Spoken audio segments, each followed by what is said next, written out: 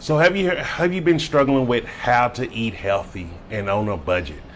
If you don't, in case you don't know me, my name is Jason Chaney. That's what we're going to dig into today. So one of the things that I always hear is eating healthy is expensive, and this is not only from people from that's living in America. This is from even people that's living in Colombia, and they're always like, "Oh, how do you eat healthy? It's so expensive. I don't know how." Know how? So one of the ways to do it is you need to know exactly how to go into the store and shop. So most of us think like, oh, the store is laid out so we can easily find the foods. And the truth is, it is not designed that way. Stores are laid out to make you spend money. This is not only just stores in America, this is stores throughout the entire world. Everything has the same system when it comes to a psychological space of selling. So when you walk into your store, you may notice like you have your produce on the outside, you have other things on the outside, and then you have all the things where you spend most of your money on the inside of the store. So when you're actually going through a store, when you walk on, you don't want to spend too much time on the inside. One of the reasons why these are mainly prepackaged foods, these are processed foods, these are foods with full of chemicals, but these are foods that are more expensive. So anything you buy on the inside of the store is going to always be more expensive than things you buy on the outside. And look at it this way, your produce is always on the outside. This is why I tell people, if you want to buy produce and you want to really save money buying it, you need to buy it for each and every day. You don't want to buy produce in bulk because produce will go bad. But the beauty thing about produce is produce can be used for various things. So you can buy different types of produce and use them for more than one thing at the same time. If you saw my picture that I posted yesterday inside the Facebook group and on my Facebook profile, is where I use potatoes, and I also use potatoes to make the sauce also. And so this is what I wanted to get into today, really break down to you and give you a little hint to take away. So one of the things that is really, really expensive, no matter if you're eating plant-based or if you're eating the regular standard American diet, is condiments, sauces, things like that. So we're talking about like Alfredo sauces, marinara sauces, tomato sauces, pasta sauces, lasagna sauces, enchilada sauces.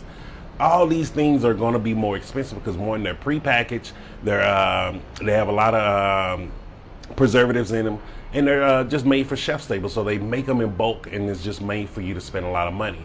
So if you want to start actually getting your diet a little healthier, one of the things you can do is start making your own sauces, and by using the produce aisle. So one of the ways I like to make my sauces is using potatoes. And you may be like, Jason, you make sauces out of potatoes? Yes.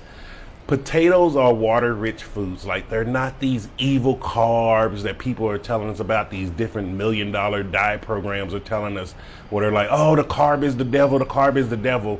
But then when you get rid of the carbs, you're still fat, you still have low energy, and you're still struggling to lose weight. So stop wasting your money on stuff that is not working. And potatoes are carbohydrates, and they're water-rich foods. But as you see from this potato, there's not fat in this. So if you're eating a lot of potatoes, why would you gain fat? Like, really, we have to start thinking about the things that these diet companies are telling us to do, because all they're doing is just getting our money from us. They're using fear to scare us, to make us feel like, oh, we can't lose weight without them. We can't do anything without these companies. And then we still end up being fat and just spending more money with them and wondering. And then we end up thinking we're the problem. And I'm telling you, you're not the problem.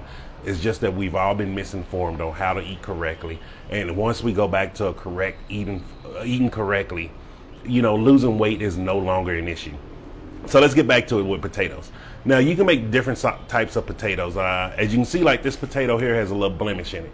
So this is okay. When you're dealing with root vegetables like that, if it have a little blemish, just cut it off. The reason why is here in Colombia, like, most of the food is literally farm fresh. So it comes in each and every day from a farm. And so you'll see a lot of blemishes and things like that, which you don't see too much in the U.S. unless you're using farmer markets or growing the things yourself. So that is normal. So one of the ways, I'm going to give you two ways to make a sauce with potatoes. First way is if you want to make like a creamy, something like an Alfredo sauce. One of the things I like to do is you boil the potatoes, and all you have to do is add in a watery vegetable, something that's real liquidy. And I like to use zucchini because it helps make things creamy. If you're not familiar with zucchini, once you cook it and puree it, it becomes a real creamy sauce. So mixing it with potatoes, and then I add a little bit of coconut milk in there, it makes a real good Alfredo sauce or a good white cheese sauce.